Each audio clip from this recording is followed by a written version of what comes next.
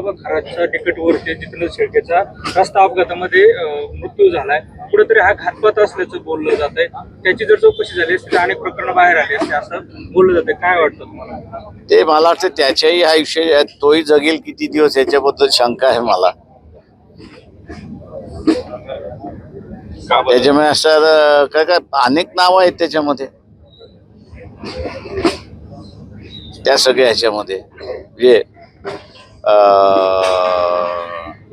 अमित शहा सुद्धा त्याच्या बरोबर आहेत. त्याच्यामुळे असणारा जो न्याय मग आता चाकणकर बाईंना लावण्यात आला, तो न्याय अमित शहाला का नाही लावला जात बीजेपी मार्फत? त्याच्यामुळे ते वाचण्यासाठी त्या बिचाऱ्याचा जीव घेतील असा माझा अंदाज आहे. वंचित बहुजन आघाडी आणि बीजेपी यांच्यामधली सरळ सरळ लढत आहे. एनसीपीचा उमेदवार हा ह्या रेसमध्ये कुठेच नाही अशी परिस्थिती आहे.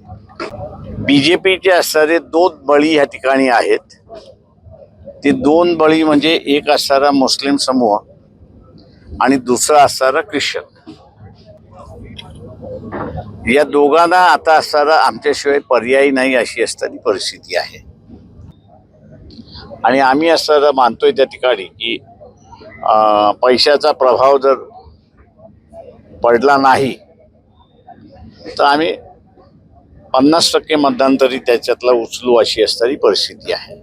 तेव्हा लोकांना आम्ही असं आवाहन करतोय की जे काही तुम्हाला वाटप केलं जातंय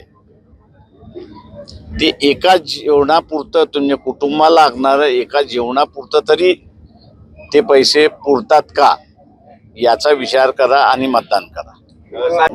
हो, आम्ही असणारे काँग्रेसचे जे अध्यक्ष आहेत हर्षवर्धन सकपाळ यांनाही विनंती केलेली आहे की त्यांनी राहुरीच्या उमेदवाराला पाठिंबा द्यावा.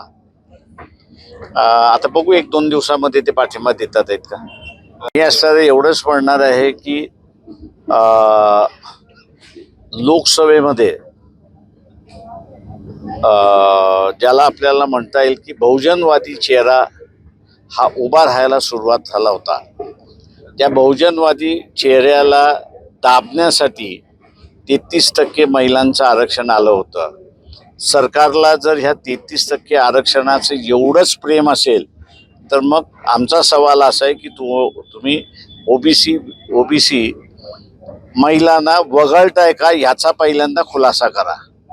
SC STचं आरक्षण आहे म्हणून त्या आरक्षणामध्ये महिलांचं आरक्षण येऊन जातं, त्याच्यामुळे निर्णय घेण्याची नाही.